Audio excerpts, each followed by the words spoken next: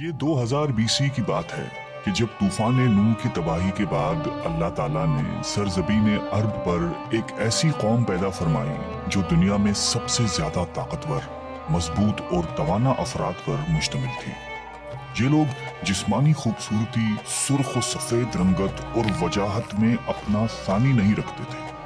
مال و دولت کی فراوانی، شاندار تہذیب و تمدن، شان و شوکت سمیت دنیا کی ہر نعمت و آسائش انہیں میسر تھی۔ قرآن کریم میں ارشاد باری تعالیٰ ہے کہ ان جیسی کوئی اور قوم اور ملکوں میں پیدا نہیں کی۔ قوم عاد کے متعلق تفصیل سوائے قرآن کریم کے کسی اور مذہبی یا قدیمی تاریخی کتب میں نہیں ملتی۔ اس لیے اس قوم کی حالت کا نقشہ یا قرآن کریم کے ذریعے بن سکتا ہے یا پھر ان اثریات کے ذریعے جو محققین علم آثار نے ان کے بارے میں حاصل کیے۔ مورخین لکھتے ہیں کہ عاد نام کا ایک شخص حضرت نوح کی چوتھی نسل میں ان کے بیٹے سام کی اولاد میں سے تھا۔ چنانچہ اس شخص کی اولاد اور اس کی پوری قوم عاد کے نام سے مشہور ہو گئی۔ وہ اعرابی تھے جو بہت لمبے اور مضبوط ستونوں پر قائم کردہ عالی شان محلات میں رہا کرتے تھے۔ قرآن کریم نے انہیں ارم ذات العماد یعنی ستونوں والے کے نام سے یاد کیا ہے۔ ارم ان کا بہت خوبصورت شہر تھا جس کے آثار 1984 میں خلائی شٹر چیلنجر کی مدد سے دریافت کیے گئے ہیں۔ یہ علاقہ آج کل عمان کا حصہ ہے۔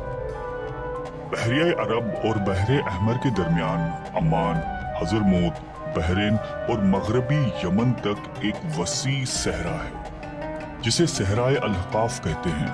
یہ دنیا کے عظیم صحراؤں میں سے ایک ہے جس کا رقبہ ایک محتاط اندازے کے مطابق 65 لاکھ مربع میٹر ہے۔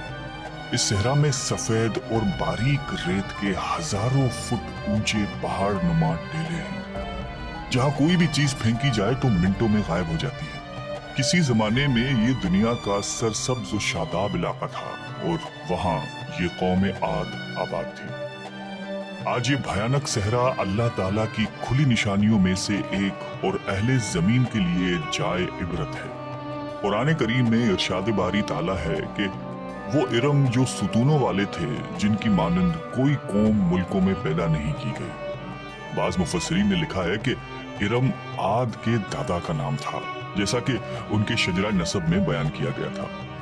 ڈاکٹر اسرار احمد تحریر فرماتے ہیں کہ عام مورخین کا خیال ہے کہ ارم قوم عاد کے شاہی خاندان کا لقب تھا۔ حالیہ دور میں ایک شہر کے جو زیر زمین آثار دریافت ہوئے ہیں ان سے پتہ چلتا ہے کہ اس شہر کے فصیل پر 30 ستون یا مینار بنائے گئے تھے۔ کہا جاتا ہے کہ یہ شہر شداد نے خصوصی اہتمام کے ساتھ بسایا تھا جو اس قوم کا بہت بڑا بادشاہ تھا۔ قد و قامت اور جسمانی قوت کے لحاظ سے دنیا میں اس کا کوئی ثانی پیدا نہیں ہوا۔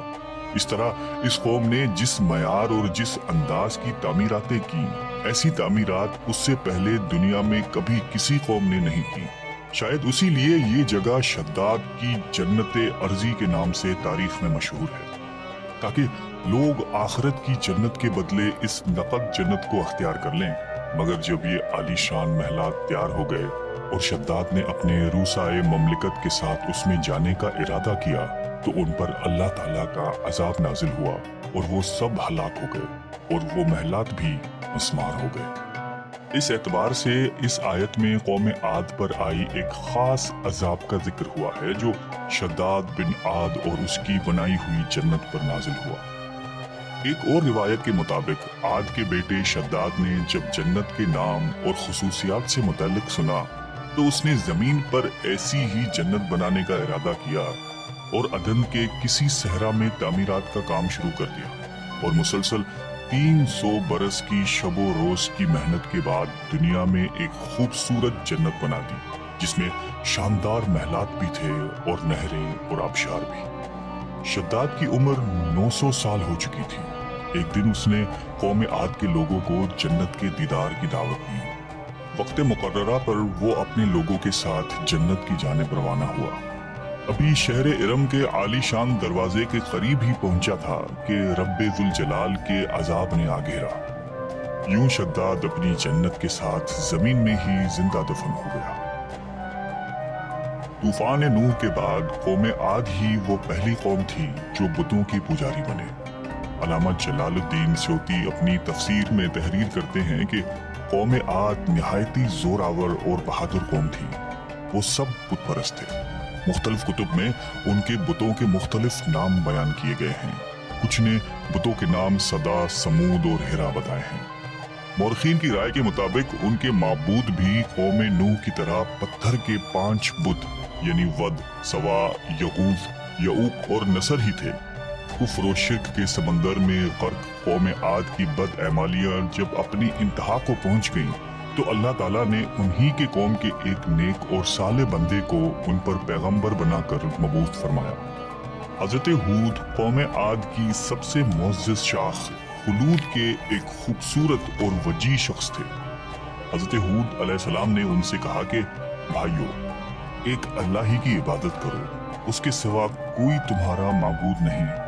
कौम आद के सरदारों ने जवाब दिया कि तुम हमें अहमक नजर आते हो और हमारी नजर में तुम झूठे हो। हजरत हूद ने कहा कि मैं रब्बुल आलमीन का पैगंबर हूँ और अल्लाह का पैगाम तुम तक पहुँचाता हूँ। कहने लगे, तुम हमारे पास उसलिए आए हो कि हम अपने उन महबूदों को छोड़ दें जिन्हें हमारे बाप दादा पूछते थे और सिर्फ एक अल्लाह की इबादत करें। अगर तुम सच्चे हो तो जिस अजाब से हमें डराते हो वो ले आओ। हजरत हूद मुसलसल 50 बरस या उससे भी ज्यादा वाज व नसीहत करते रहे। कभी उन्हें अल्लाह की अता करदा नेमतें याद दिलाते, तो कभी अजाब इलाही से डराते, कभी तूफान नूह की होलनाकियों का जिक्र फरमाते, लेकिन वो गुरूर और तकब्बुर में अंधे और बहरे बने रहे। उन्हें अपनी ताकत पर बड़ा घमंड था। इरशाद बारी ताला है कि कौम आद नाहक मुल्क में गुरूर करने लगी और कहने लगी कि हमसे बढ़कर कुव्वत में कौन है। कौम आद के 13 खानदान थे। अमान से लेकर यमन तक एक तवील इलाके में उनकी बस्तियां थीं। सरसब्ज शादाब खेत व खलियान, फलों फूलों से लुदे हुए बागात, मीठे पानी की बल खाती नहरें, खूबसूरत आबशारें और तंदुरुस्त व तवाना कवि, मजबूत और कदावर जिसामतें, इन्हीं सब नेमतों ने उन्हें शदीद घमंड में मुब्तला कर रखा था। हजरत हूद अलैहिस्सलाम ने अपनी कौम को राह रास्त पर लाने के लिए बड़ी जदोजहद की, लेकिन कौम आद आपको जादूगर और सहरज़दा शख्स ख्याल करते थे कि जिन्हें उनके पत्थर के बातिल खुदाओं ने दीवाना बना लिया था। बिलाखिर वो लम्हा भी आ गया कि जब हजरत हूद अलैहिस्सलाम ने बारगाह इलाही में दुआ फरमाई कि ऐ मेरे परवरदिगार, इन्होंने मुझे झूठा कहा है, अब तू मेरी मदद कर। फरमाया, ए नबी, ये थोड़े ही अरसे में अपने किए पर पछताने लगेंगे। अल्लाह ताला ने अपने नबी की दुआ कबूल फरमाई और कौम आद पर अजाब की इब्तिदा हुई। बादलों के फरिश्ते को हुक्म मिला कि अब बारिश न बरसाई जाए। चश्मों के फरिश्तों को हुक्म मिला कि उनके चश्मों और आबशारों को खुश्क कर दो। देखते ही देखते शादाबी वीरानी में बदल गई। मवेशी मरने लगे, फल अनाज नापैद हो गया। पूरी कौम खुश्क साली का शिकार होकर बदहाल और परेशान हो गई। ये सिलसिला मुसलसल 3 साल चलता रहा। नबी से कौम की ये परेशानी देखी न जाती थी। मुसलसल वाज व नसीहत करते रहते और फरमाते कि ए मेरी कौम, अपने परवरदिगार से बख्शिश मांगो, फिर उसके आगे तौबा करो। वो तुम पर आसमान से मीना बरसाएगा और तुम्हारी ताकत और कुव्वत में इजाफा फरमाएगा। कहने लगे, हूद, तुम हमारे पास कोई दलील जाहिर नहीं लाए। हम सिर्फ तुम्हारे कहने से ना तो अपने माबूदों को छोड़ने वाले हैं और ना तुम पर ईमान लाने वाले हैं। हम तो ये समझते हैं कि हमारे किसी माबूद ने तुम्हें आसेब ज़िदा करके दीवाना कर दिया है। उस जमाने में ये दस्तूर था कि कौमों को जब कोई मुश्किल आ घेरती तो वो बैतुल्लाह शरीफ जाकर अल्लाह के आगे आहुजारी करते और उनकी मुश्किल रफा हो जाती।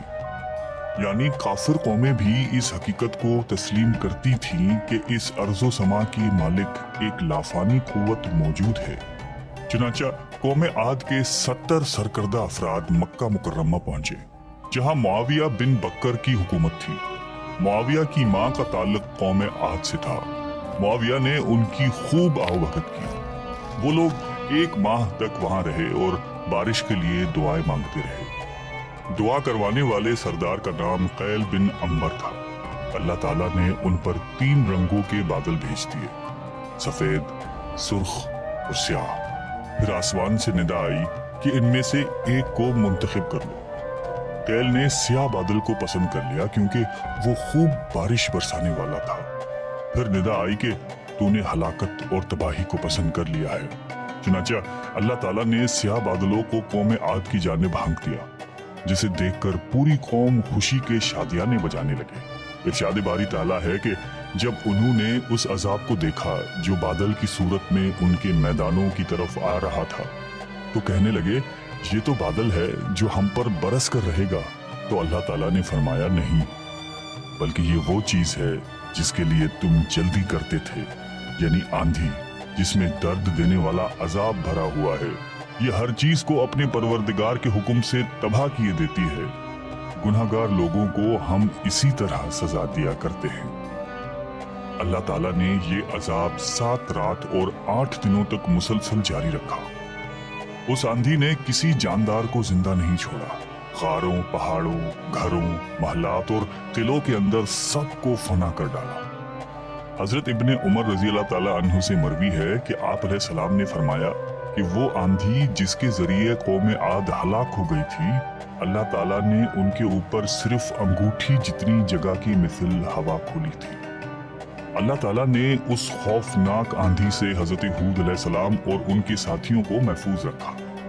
एक मर्तबा हजरत आयशा सिद्दीका रजी अल्लाह ताला अन्हा ने आप अलैहिस्सलाम से दरियाफ्त किया कि या रसूल अल्लाह, लोग तो बादल देखकर खुश होते हैं कि अब बारिश होगी, लेकिन आपके चेहरे मुबारक पर तशवीश के आसार नजर आते हैं। आप अलैहिस्सलाम ने फरमाया कि आयशा, इस बात की क्या जमानत है कि इस बादल में अजाब नहीं होगा, जबकि कौम आद हवा के अजाब से हलाक कर दी गई थी। इस कौम ने भी बादल देखकर कहा था कि ये बादल है जो हम पर बारिश बरसाएगा। परवरदिगार आलम ने कुरान करीम में कौमों की तबाही के जो वाकयात फरमाए हैं, उनका असल मकसद यही है कि उम्मत मुस्लिमा उनसे सबक हासिल करे। अल्लाह ने कौम आद को ताकत व कुव्वत, माल व दौलत, शान व शौकत समेत दुनिया की हर नेमत अता फरमाई, लेकिन जब उसने नाफरमानी की और अपने नबी की बात मानने से बार बार इनकार किया, तो अल्लाह ताला ने उसे नेस्त व नाबूद कर दिया। हम सबको भी इनफरादी और इज्तिमाई तौर पर अपने रोजमर्रा के मामलात का जायजा लेते रहना चाहिए कि कहीं हम जानबूझकर या अनजाने में अल्लाह और उसके नबी अलैहिस्सलाम की नाफरमानी के मुर्तकिब तो नहीं हो रहे। आइए हम सब दुआ करते हैं कि अल्लाह ताला हम सबको क़ल्ब सलीम अता फरमाए और कुरान और हदीस पे चलने की तौफीक अता फरमाए।